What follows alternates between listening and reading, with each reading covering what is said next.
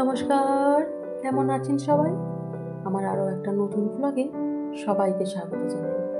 ঘড়িতে বাজে এখন সকাল 5:30টার মতো। আমি এদিকে ফ্রেশ হয়ে ঠাকুর ঘরে চলে এসেছি।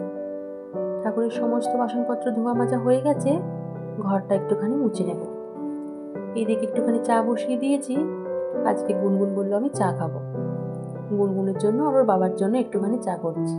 আজকে আর আমি চা খাবো না, আজকে আমার প্রায় একবেলার মতো উপোসই যাবে। আজ হলো আষাঢ়ের সংক্রান্তি। এই দিন অনেক পুজো পাশা থাকে। এটা শহরে হয় কিনা আমার জানা নেই, তবে কিন্তু এটা আমাদের গ্রামে হয়। এই দিনে নাকি ঝোপে ঝাড়ে জঙ্গলে যেখানেই দেবদেবীরা থাকুক না কেন, সব জায়গায় কিন্তু পুজো পায়। প্রতি বছরই আমি পুজো দিই, এই বছরও তার অনথা হবে না। তবে এবছর ঠাকুরমশাই একটু তাড়াতাড়ি আসবে বলে কাজ করতে গেলে তাড়াহুড়ো লেগে যাচ্ছে। যদিও আমি আজকে সকালে সেরকম কোনো কাজের চাপ রাখিনি, কাপড় জামা যা ছিল কালকেই সব ধুয়ে রেখেছি।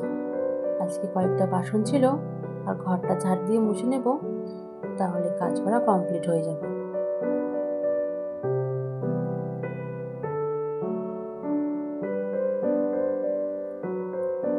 এইদিকে স্নান করে চলে এসেছে ঠাকুর ঘরে।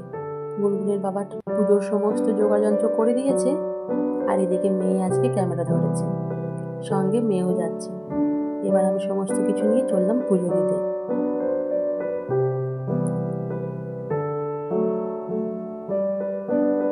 এই যে পুজো দেওয়া হয়ে গেছে, এটা হলো আমাদের গোসাই থান।